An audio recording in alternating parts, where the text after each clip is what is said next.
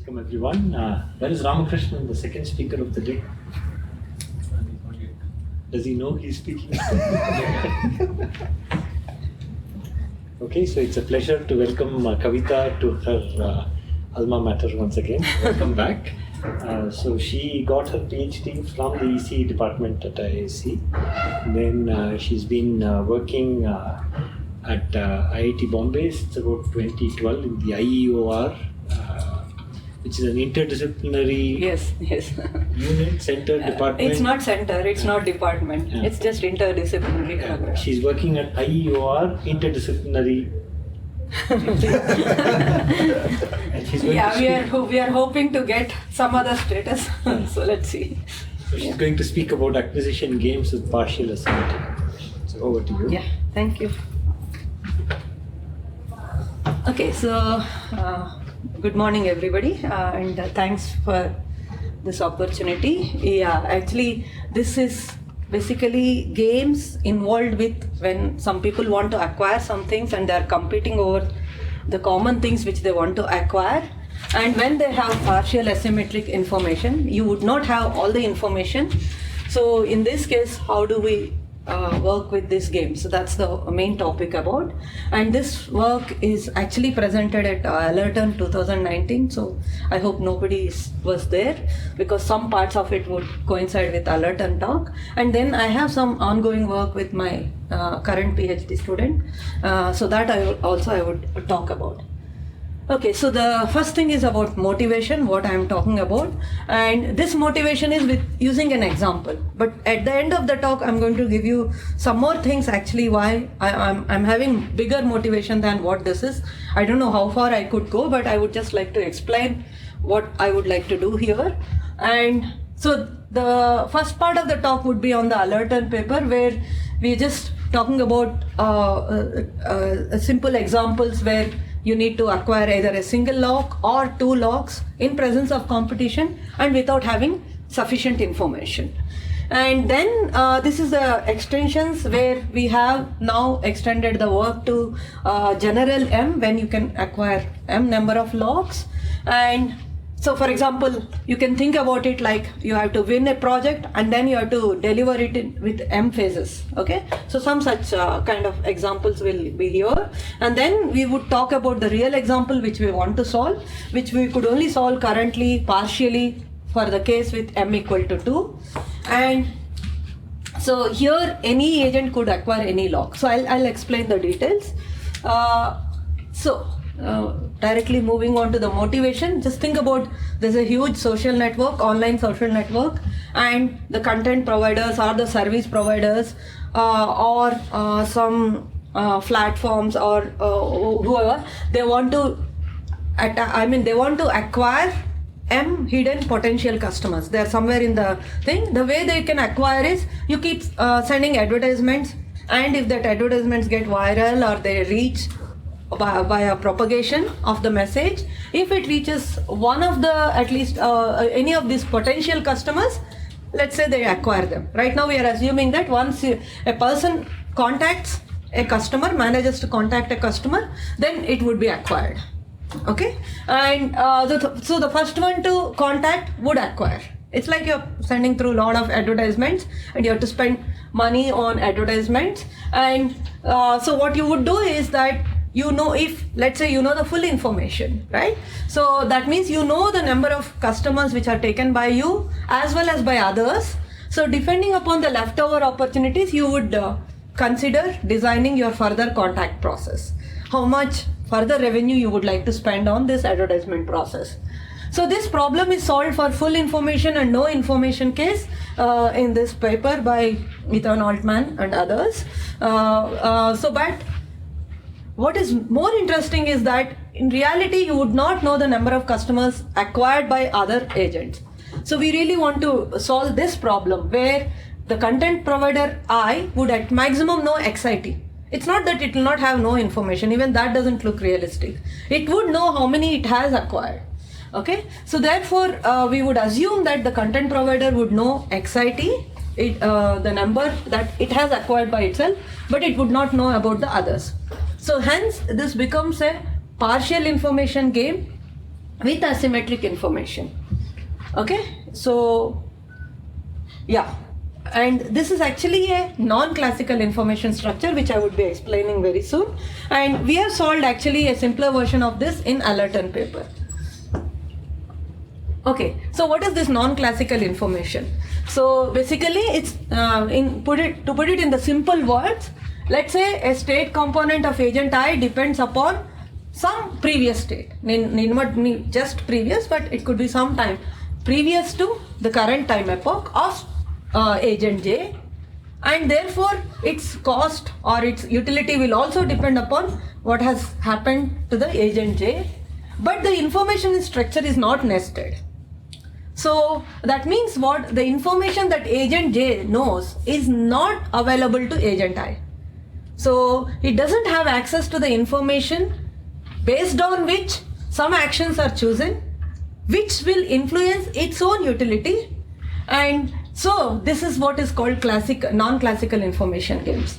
And these games are difficult to solve. Like you can think about it in a crude manner, like you need belief. Those of you who are aware of this work, you know that you try to form the belief of the information that you don't have and try to come up with expected. Yes. What is the reference, Bashar and all? Yeah, I'll give you. It's in the coordinate. Okay. Yeah. Okay. Sorry. No, it's okay. Yeah.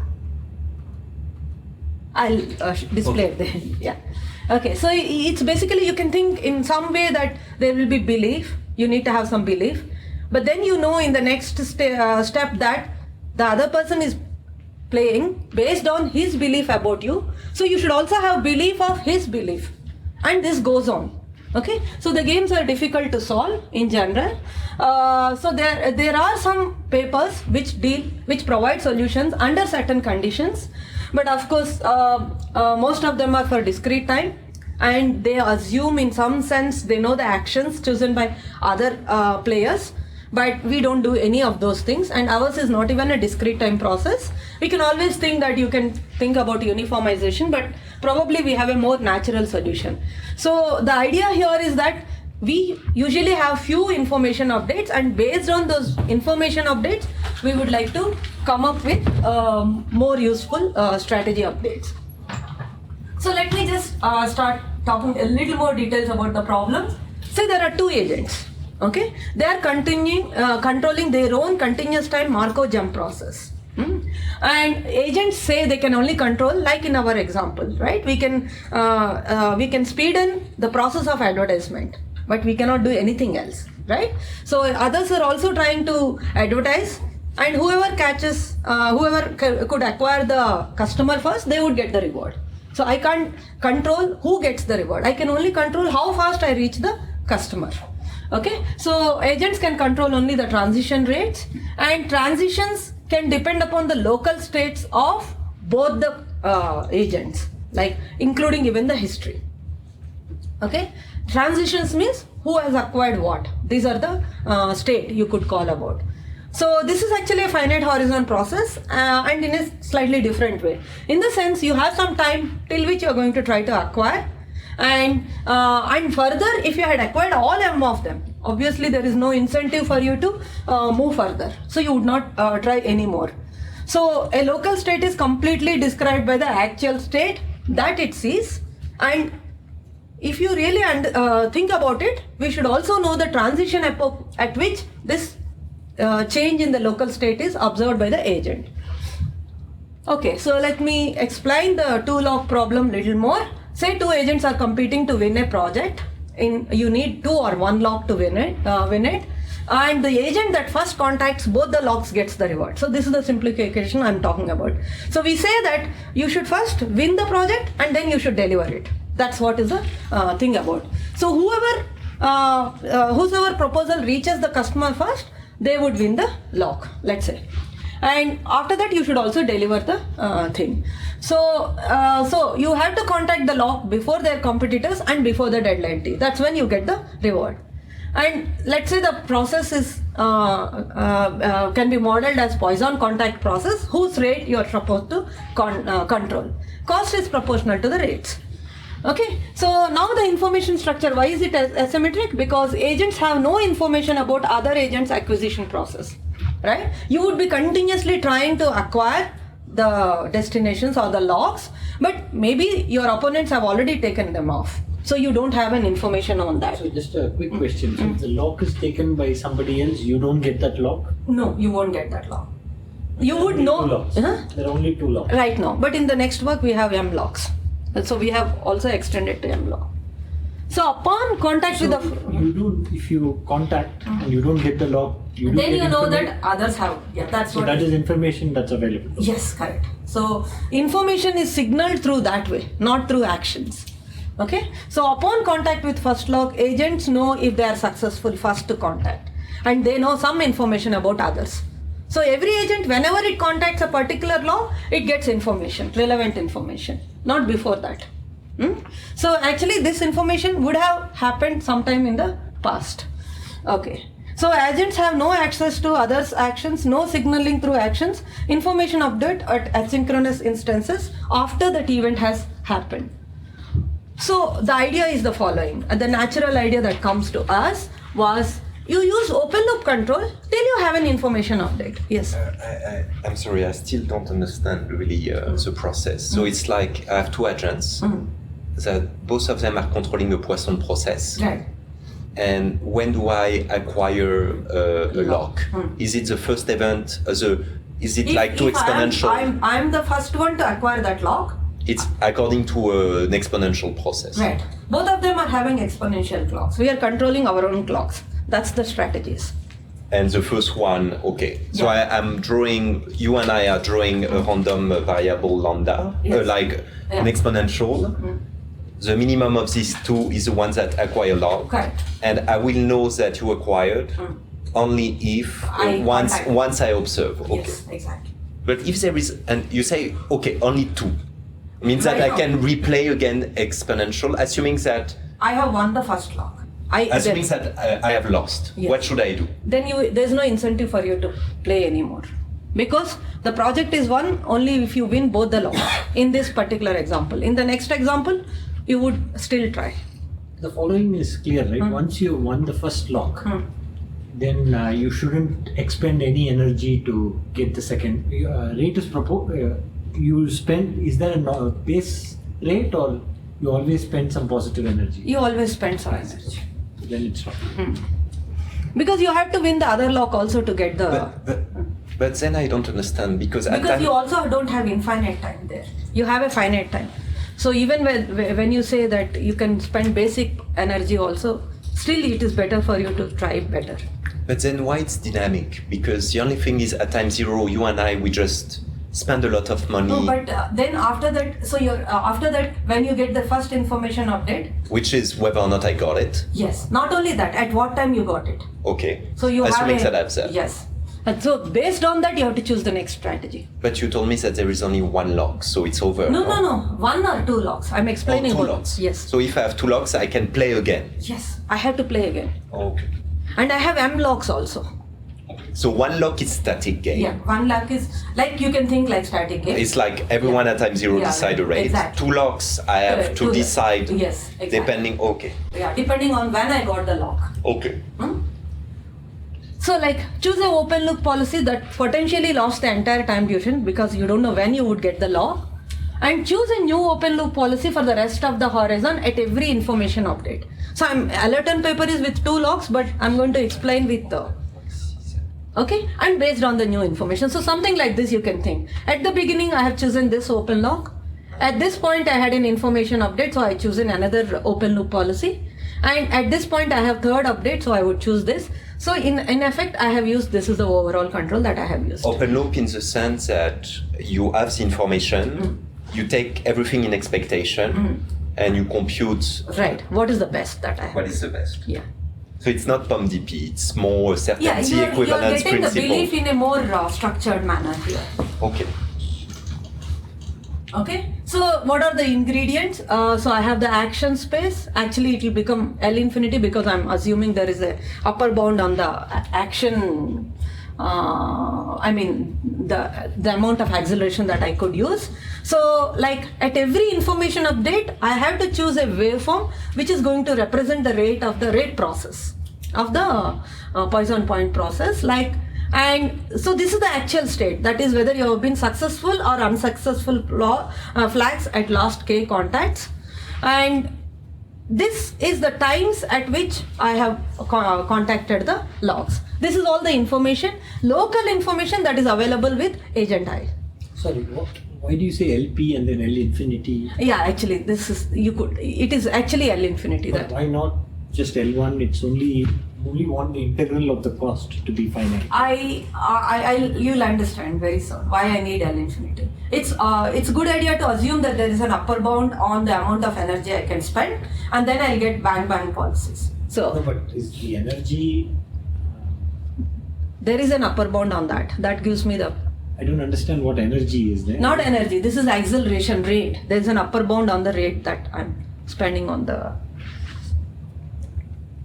So what is the strategy space here? If you look at it this way, for every state zk, so all possible zk, when I say for every lock that you have acquired also, for every k, and I have to choose one open loop policy which potentially lasts till the end, starting from whatever was the time of acquisition, right? So because you see this is the zik. And we prove it using, so you can think that this strategy is quite complicated, but what we would show is that it suffices to define the policy. So for every k you would need one open loop control. That's what we are going to show, irrespective of tau k. That's another part of this. This simplification is possible even with M locks.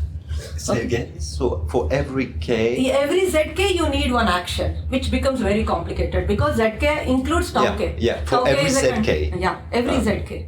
But what we will show is that you don't need to worry about it. You just need for every xik.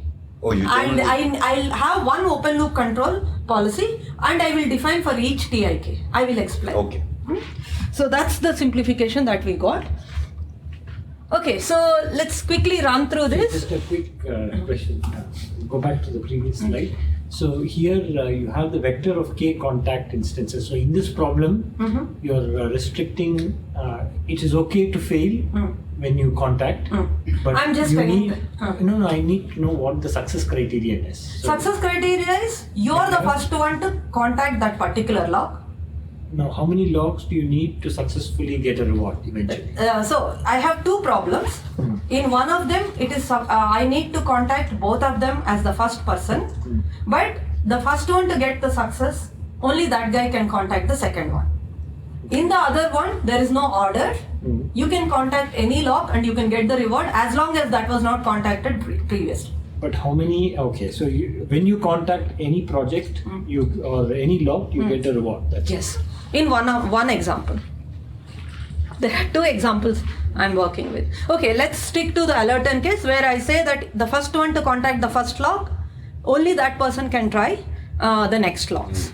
So and then basically I will go to it's like acquiring the project. Right. You acquire then the try project. Finish the deliverables. But then the rate should be different, right? Yes, that is what is that we have to. No, but the price, like the cost, should be depending whether or not I acquired, because it's not the same effort to write a proposal, for example. We can easily do that. Okay. Yeah, okay. we can easily do that. So let's say this is the duration between the two locks, right? And so this is the time taken to acquire kth lock. And this is the cost during the stage, the integration of the contact process. And this is the probability that you succeeded in contacting all the M locks, right? And what is the density? This is simple. You know that it is equal to this. This is going to give you the density of the contact process. So the overall utility is this. So you have the running cost of M stages, which represents the cost per rate process, and then you have success probability, which is like the terminal cost. Okay, so that's what is this. Please go back. Sorry, you're rushing through things a little here. Yeah. And I'm trying to follow this. So what is this f e to the minus a? This is the contact, the density of the contact process. Tau, if tau is the time to acquire a lock, what is the density of that? This is the usual Poisson point process density. So the AI is the point process intensity. Right. And what is overline AI? That is the integral. Oh, sorry. Yeah. And why it's only depending on I? This is the contact time of agent I. Oh, Everybody contact. are doing- Oh, yeah. okay. So this is the stage-wise cost, and so these are the dynamic programming equations that you would get. So if you have contacted like k is equal to m plus 1, that means you have succeeded in contacting everybody. You would get, actually I think it should be 1 here. And So there are some students here who are not seeing dynamic programming, so it might help to explain Yeah. a little bit about these equations. So yeah, so this is the equation. So what it says is, what's the optimal that you would get starting from kth instance till the end when you are in state zk, that you could write it as, if you choose an action A, what is the instantaneous reward, plus, now this is the optimal cost that you would get from k plus 1 onwards, right? So you want to choose an action which is going to optimize the sum of these two. It's like once you choose an optimal policy from k plus 1 onwards, you could use the same thing. Okay, from k onwards, and you choose a path which is going to let you take the instantaneous plus the optimal path that you would get depending upon the state you have, state update, right? Zk plus 1 is the next state.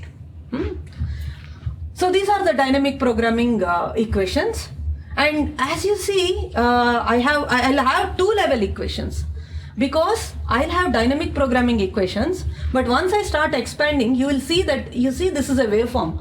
So these actions are not very simple ones. These are like in L infinity space. So what's the idea is that, but we could pose this stage-wise one as an optimal control problem. And then we could solve it using solving the appropriate HJB equations. So I'm lost. This is about best response. Yeah. But I have 2 problems. So perhaps I don't understand.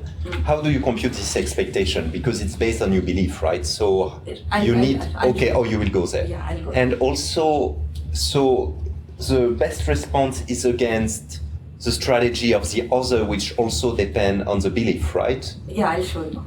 So the belief can be, so given pi j, which is a strategy, not actions. Oh, given pi j. So Which is you an know pi action. j. Yes. I know pi j, but I don't know the actions chosen by them. Okay? So I can get a structured manner of the belief. I could compute the belief, what the others have been. Okay. So let's say one lock problem, because this is the simplest, let's talk about it. So both the agents attempt to find the lock. First one to gets the reward. Agent would not know if the opponent has already succeeded until it contacts the lock or the time is over. Okay, so there's only one threshold, one policy that you have to choose at the beginning, and our claim is that time threshold policy will be the will be the one which is going to be the best response policy. What is a time threshold policy? You try with the maximum till some threshold time, and then you don't try at all. Okay, so outline of the solution. Maybe I think I should skip a little bit of it, but I could pose it as optimal control problem, and then. Because this is the case where the other agent will also be an exponent. You think like this, if in time threshold policy it is like constant rate, right? So what's the probability that you don't get a to the power of minus beta t? But you would only try till threshold size. So therefore this will be the probability that the other agent has not got till time t. Okay, and so if the other agent does not get and you acquire at that time, you get this probability of winning. And this is the cost that you have spent for this advertisement process, and you could solve the HJB equations, and so this is the theorem about the best response that against time threshold policies. Again, you have a time threshold policy as a best response, and I think we solved the Nash equilibrium, and this will be the Nash equilibrium. Basically, if you consider symmetric case, then you could have a time threshold policy which is in the threshold is need not be t or 0, but if one of the agents has a bigger rate of control, then that would try till the end, while this guy would stop in between. Okay, that's the Nash equilibrium. Now see, I just said that this is Nash equilibrium among threshold policies, but later on we established that any best response against any policy, any strategy is best response, is threshold type again. Okay, so again, when we go to the 2 lock problem, agent succeeds only if it contacts lock 1 followed by lock 2. Only the agent that first gets both the locks gets the reward. So the other agent has no incentive, there is no incentive to try further if it fails in the first lock. successful agent would know it would be the only one to chase the second lock. Okay, so this is a two-stage problem, and we have again DP equations, and we conjecture and prove that. So what are the kind of time threshold policies inspired by the single agent, single lock result. This is not single agent result. What we have is at start you use a time threshold policy when you have not acquired anyone, and in case you are successful with the first lock, then you would use from you would continue attempting to get the second lock till the end, because in the first lock problem, I think against silence, I forgot to say this. So if your cost is small, you never attempt. If your cost is sufficient, you will attempt throughout. That's the result in against silence player. So therefore what our conjecture is that if you are successful, you should attempt for the rest of the time. If you are unsuccessful, then obviously you will stop. Okay, and so indeed this is true. We proved that for Nash equilibrium for symmetric case is the following, right? So if this cost is lesser, then what you would do is nobody will attempt. Okay, and if the cost is manageable, then they would attempt. If it is symmetric case, first lock they will attempt till psi star, and in case they got the first lock within psi star and successfully, then they would look for the second lock till the end. So this is the Nash equilibrium for symmetric case. And asymmetric case also we got like this: if both are weak, both remain silent, otherwise the first lock will go on, and this kind of results we have. Okay, and these are the Nash equilibrium. And then it's not difficult to, actually we have not yet proved, but they are very simple to prove. Even if you consider n player and symmetric case, you could easily get these things using the results that we have. But what is difficult part is this M block, which we worked on, and that's what I'm going to talk about. So is it a conjecture or is it proved? Which one? This can be proved. It is not difficult actually. Yeah, because this is a difficult one. We started attacking this after that. Yeah. Okay. Because I think you will switch to the other problem. Mm-hmm. Okay. So can you, perhaps I'm a bit lost with the type of Nash equilibrium that you are studying. Can you talk a bit about that? So the Nash equilibrium is the strategy profiles. I think I've said here, no? I think I gave the game definition somewhere. So. Yeah, this is the strategy. So let me think. So you have your state, which is your observation of what you acquired and the time plus the time. And based on that, you choose an open loop. You choose an open loop. Okay. For every state. For every state. That's the rule book or the strategy. That's the rule. So Nash equilibrium would be assuming that the other are doing the same. Yes. What are the pair of strategies which form the Nash equilibrium? But then how can you write, then I'm a bit lost, because how can you write a dynamic programming equation? Because you can only, if I'm not mistaken, right? This is the cost. Yeah, but the problem is you can write a dynamic programming equation as in the best response. When you talk about the best response. So let me understand. Assuming I have dynamic programming equation works well, assuming there is no player, or the strategy of the player depending only on the state of the process, right? I can write the dynamic programming equation. I told you, right? Pi j is, let's say I'm finding the best response against pi j. Yes. Like how you go about in the game theory problems, simple game theory problems. You try to find the best response. Best response of best response will give you the Nash. No, this I don't have problem. I have a problem. How can you derive a dynamic programming equation knowing that even if you know the best response, nothing will guarantee me that I can write a dynamic programming equation, right? What is the problem? See, I told you here, no? Because you need some continuity in time and progressing in time, right? Right. I'm continuing. So here I explained, right? So this is the A bar T, which is the cost. This is the total energy spent till time T on rate acquisition problem. This is going to give me the density, the cost process, and the reward is this. This depends upon the other's actions, strategies that you have chosen. Once you fix the other person's actions, it's just a process for It's which just a process. to find an optimum Right. solution. That's how you could compute the belief actually. But you need to assume that you know the whole, you know the whole strategy of everyone, right? Exactly. And it's highly discontinuous. Everything can happen, right? Yes. Well, you only need a fixed point. You need a fixed Yeah, no, point but- to get the best response. That's Okay. it. Yeah. Exactly. That's what I'm saying. Like. Your update instance, Mhm. you said your agent updates only at specific instances. Right. Are these the moments you get information? Yes. Whenever it gets the information update, it updates. Okay, but the thresholded policy, Mhm. you change your action Correct. at a threshold in time, Yes. which is not the moment you get information. So what is the Nash equilibrium that we finally got into problem? That both the agents, like let's say we take the symmetric case, both the agents will try till psi star. Yeah. This is time zero, t, 0. Yeah. They try with their respective maxima. Okay, symmetric case. Both will try till here. In case they succeed, somewhere in between, then they will continue trying till the end. Yeah. Yeah, but if they don't succeed, Then still- they don't still exit? get an update, so they still get information. They get, if they don't succeed till psi star, they don't get any information update. But then why do they change their policy? They won't change their policy. That's Okay. over. Oh, so the policy- Only when there is an information update, they would change the policy. Can you show me again the dynamic programming equation? I'm sorry, I'm stuck there, but if I don't understand that.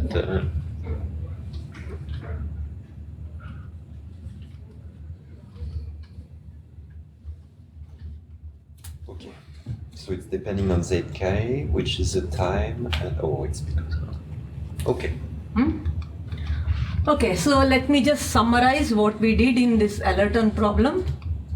We considered the games with partial asymmetric information. Agents control the rate of Poisson clocks. Agents are not aware of the acquisition status of the others. And so the new approach is here, the open loop control till the information update, and dynamic programming equations for the information update instances, and then optimal control tools. So a pair of state-dependent time threshold policies form the Nash equilibrium, aimed to solve the social network problem using this. And how you would formulate in closed loop? Closed loop comes at the information update. It comes through there. You get some feedback, not everything. Okay. So moving on to the extensions, yes. Uniqueness is guaranteed for them. Yes, we can prove uniqueness. I have not yet done it. Uniqueness but, of what? Of the Nash equilibrium. Good luck. Yeah. Nash equilibrium. We could do that. No, uniqueness among symmetric equilibria? I mean, what No, can no, you no. prove? So what we would show is any best response is a time threshold policy. And then, because it's unique. Okay, and then we will show that there is uniqueness among time threshold policies. And we will also show that they are strictly better. I'm yet to do that, but I'm quite positive I could do that. Like that, and because this is ongoing work, as I said. Like. So now the first thing that we did is we considered M locks, where M can be any number. So project to be acquired with lock 1, and after that you have deliverables in M-1 phases. And then this is the real one which we want to solve. So we did solve partially with M equal to 2, like in Allerton case, but we have to see whether this approach can take us longer. And this is the ongoing work with my new PhD student at IUR. Okay, so let me just go through very quickly the problem statement. N agents are competing to win. The one which contacts M destinations successfully is the one which wins. And if it happens before the deadline, and it is the first one to contact the first lock. And players know only the destinations given by this, and this is again aim is to find. And so I'll not be, I think again the same decision. So first decision is at time 0, and then at every lock that you have acquired, you have to make a decision whether there is sufficient time for you to progress further to acquire the next set of locks, even if you are successful. And so again the decision epochs are not synchronous. And so again the state is first component is success or failure, because there is an order in this. I don't need much more complicated state, and this is the time at which I acquired the previous lock. And then again the actions are similar, like you have for all possible k, and open loop policy till information update. And this is again the rewards. This is the duration, this is the cost, and this is the expected utility, and then you have this. This is the overall utility. Okay, so what we did here is that it's not easy to solve the HJB equations like what we did previously because M is big. But then what we did is that we started getting the structure of the best response policies so that I get a much more simplified game. That's what we achieved. So first thing we proved is that these policies and the strategy is of type bang bang type. So this word is meant for either you use 0 or beta. This comes from optimal control tools very easily. Actually, we need not have to work very hard for this. And it's called bang bang strategy if all the open loop policies for every state update is of bang bang type. Then next thing that we proved is, this is the slightly difficult one, we proved that it is a threshold policy. That means bang bang is like you are switching between this, and we showed that, see, this result is actually true only till m equal to 2 unordered case and ordered case for any m. We are not sure if this result is true for general m and unordered case. So we proved that threshold policy is actually going to be the best response policy. But you say bang bang, but how you are able to avoid the case where you are stuck between in the interval 0 and the maximum value of a? That's what, I'll go through this. So you take an open control problem, and so this is the HJB equations, right? I mean... yeah, but if the cost is equal to 0, in some case... Cost is 0. So no, in some case it can be equal, right? And you sub the two sides of your sum can be equal. So you will be in an interval, right? You mean the HJB equations? It's actually going to be linear in A. I know it's linear. This I understand. So therefore it is bang bang type. Yeah, but you can be, it's like in a classical matrix game. Yeah. In some case, if you are unlucky, you can have a mixed equilibria because you are not able to distinguish between your two strategies. You are saying this can be 0. Yes. I have shown that it is not 0. Okay. Yeah, in some cases. So this will be at extreme points, but not for all of them, but at least for the things that we have done. And then, so that was quite simple because we got the bang bang policies, or we can at least say that bang bang is one among them. I can look at them, okay? Then what we did is we proved that threshold policies are going to be best response policies. So how did I prove that? Proof is through contradiction. Say pi e is the best response strategy. Okay, so now that these are bang bang policies, right? So for every zk, I have a bang bang policy. And let's say for some z bar k, the decision rule is not threshold policy. Okay, then what I'm going to do is I'll come up with another bang bang strategy whose on period is of same duration, but the on periods are placed earlier. So what I do, so basically I retain remaining things same as in this policy, but I only altered z bar k. Okay, sorry, this has to be z bar k. Okay, so what do I do here? So let's say this is E, right? It was off here and it was on here. And then I move an epsilon part of it ahead. And then I'll show that the cost under this policy is strictly better. I have not yet shown strictly better, but we'll show that it is better or equal as of now.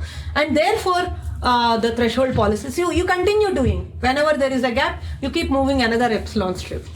So you would see that the threshold policies are optimal. Okay, so we use some appropriate coupling arguments. You can get a sense of it actually. I am not going to going through the proof, but you could get a sense of it through coupling arguments. We could prove that the time of acquisition with this improved policy is better than tau e, almost surely. I forgot to write one more thing. Tau e is strictly less than tau a is with positive probability. That's where we start getting the strictly better.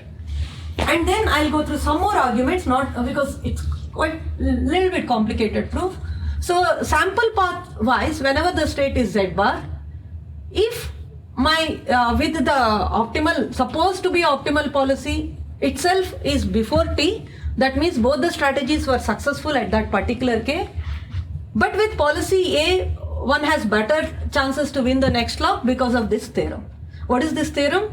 You are successful, but you acquired at t, you acquired at tau, and tau is bigger than t. Then we showed that the value function is strictly better. Actually, this is where I am still supposed to provide a little more arguments to show that it is strictly better. And another interesting thing, which is not going to be used for this proof, but I would just state this theorem, that, so like, I think I have the picture. So, if you had acquired that lock at time t, and if you had acquired at time tau, the optimal policy that you have from here, so you have not acquired the next lock. You started with t, but you have not acquired. What is the tail of the optimal policy that you are going to use? It will exactly coincide with this. And this comes with using the dynamic programming equations that you could write for optimal control problem, and some logic we have to implement. So that's the second part. So what is going to happen is that because of this reason, even when both the strategies are successful, you do better with policy A because you have acquired the kth lock earlier. And if both of them are unsuccessful, then in that sample paths, the utility will be 0 in both the cases. But if this is successful and this is failure, right? Then you will have a question that, say this is failure, so it has not tried, so its utility is 0, but you continue trying because you are successful, so maybe you do inferior. But remember that the value function is greater than or equal to 0. So you would always do better with even in this case. So overall, taking the expectation, we could show that threshold policies are going to be better. I mean, you keep on adding epsilon, and that's what is the things. Okay. So yeah, about this theorem, as I said, the value function of the next stage is better if success is earlier. That's one of the takeaways from this theorem. And the other one is that optimal control starting from tau coincides with corresponding one. So this is what I mean. The tail tau to t is exactly equal to what's the optimal control you would start if you had acquired at tau. Okay, so the policies, so what are the summary of results that we had? The policies were quite complicated because I needed one for each of this t, which was a continuum, right? So the state was success flag, this is the local state, and time of contact. I needed one for this. This is what we started with. But what do we have? We had the structure of best response policies, which are bang bang, and threshold policies. Further, because of the theorem which I just described, what I have is that one optimal policy is sufficient for every lock, and it's a flag, success or failure flag. So because the optimal policy will coincide, that means you find the optimal policy for tau which is equal to 0. At lock, so at time 0, if you have acquired kth lock, what is the optimal policy? You find that, and using that you could construct. So let's say theta star is the one, right? And then you can construct for any zk using that. Okay, and therefore now any policy, so these are the best response policies against any strategy of the opponent. That means what I need to look at, I can reduce the problem to a much simpler formulation where I'm just supposed to find theta 1 to theta m. And further, we have also proved that, I have not given here, we have also proved that these thresholds are going to be in increasing order. So therefore, we now have a reduced game. Each player has to choose m non-decreasing thresholds, and game is reduced significantly. I think it's not difficult to establish the existence of Nash equilibrium and uniqueness kind of things. We are yet to work on that. M is the number of locks? Number of locks. And then I would like to go there and I'll say what are all the things. This is the problem that we really want to work on, because here, let's say you have 2 locks to be acquired, there is no order. Any agent first gets a lock, acquires it, there is the reward. Agents may continue even if first lock is a failure because you may get the second lock. Both locks fetch the reward. And in this case, using similar techniques, what we proved is that best response policy is again bang bang type. Here I have to just see that whatever you said, because we have not yet seen those things. And tail of the optimal policy coincides when started earlier only for failure with first lock. So therefore, what is the reduction that I have right now is that I have one threshold when I start, I have one threshold when I fail at one lock, but I can have a series of thresholds when I succeed, depending upon tau 1. In fact, it will be challenging to get this. That would be our next focus. And so the threshold depends upon tau 1. It's still significantly reduced, but it's not sufficient yet, and we are hoping to get some idea on this, how the theta 2 will depend upon the what happened? This conclusion slide. Something went wrong.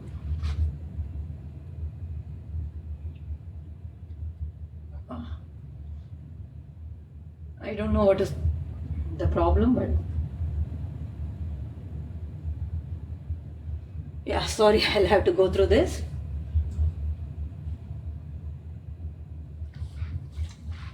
Okay, so currently we have Nash equilibrium threshold for m greater than, I mean, this is the future work. We want to see if we can get some closed form expressions in the reduced game for the ordered case. And what if every log fetches rewards even in the ordered case? I guess we can easily incorporate this extension also. But we are really interested in solving this social network problem. That's really challenging. And then also with n agents and m logs. Now this is about these examples. But there is a bigger goal. I don't know whether I could do anything there or not as of now. But can this framework be used to solve a class of problems with asymmetric information where you don't know the access to the actions of the other players? Okay, so that's another thing that we would like to think about.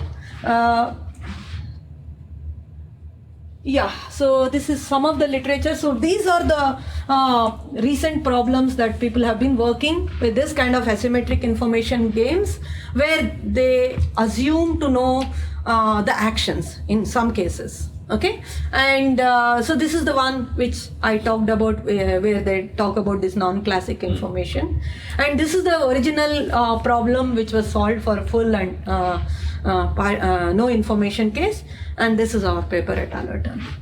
And yeah, thanks. First, thank you for your talk. Can you show again your just before? Oh yeah. Before anybody else gets the lock to ask a question, Alex has Oh yes. the question. Yes. So I have 2 questions. Yeah. Even 3, but let's start with 2. Yeah. Okay.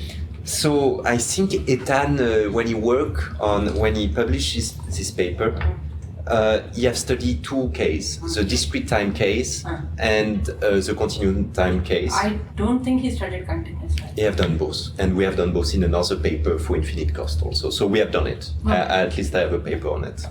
And He has done, I know, full information and no information. and we have done full information with infinite discount. Right.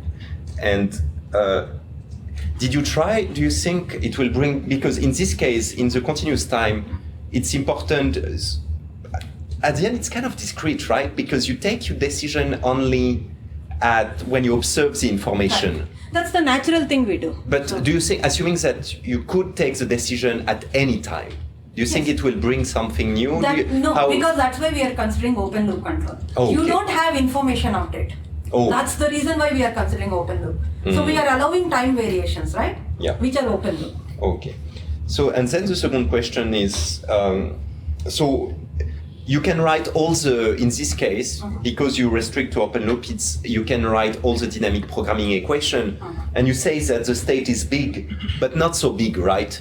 Because it will be the number of acquisition multiplied by m, or whatever. Yeah, but still, It's not exponential where like you try to work on history with closed That is the reason why we loop. came to this approach. The So- first thing that I said here uh. was that the actual state will not be very large, the Exactly. information updates. But the problem that you would get is that T is continuous. But did you try to find some kind of algorithm? I don't know, some decentralized, some kind of, you can do value iteration for each of the player and try to see whether or not it's converging to the Nash See, equilibrium. before I go for that, I need to establish that with T I can reduce the game. Otherwise, it becomes very tough to come up with this. Because it could be nice to see a bit like exploring all the set, because right now you restrict Yes, that I to- would do once I have the reduced Okay. game. So, but do you think there is any chance that you will able to find algorithms that? Yes, that's the hope. That's Okay, the hope. that's the hope. That's the hope. We Okay. are not thinking that we should get closed form expressions for everything. We were lucky with m is equal to 2 case. But I don't think we can get that way. And come up with algorithmic schemes Yeah, to that's the compute. algorithm Okay. is what we are hoping to get. Okay.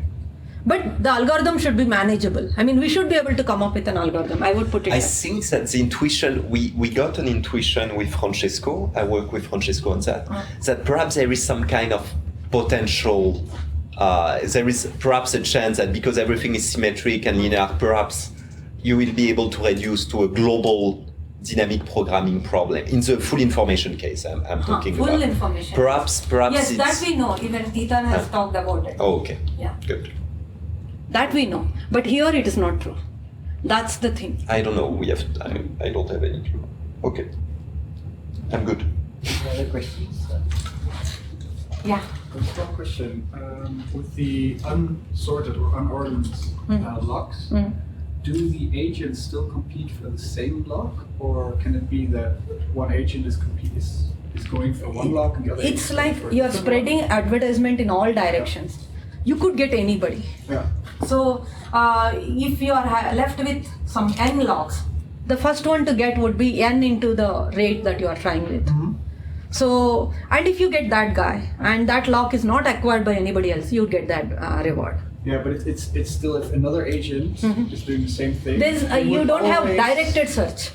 Exactly, but they would always, if you do the first one to get the lock, then the second and the third and the fourth, they would always get a failed first lock. No, I didn't get you. No, what did?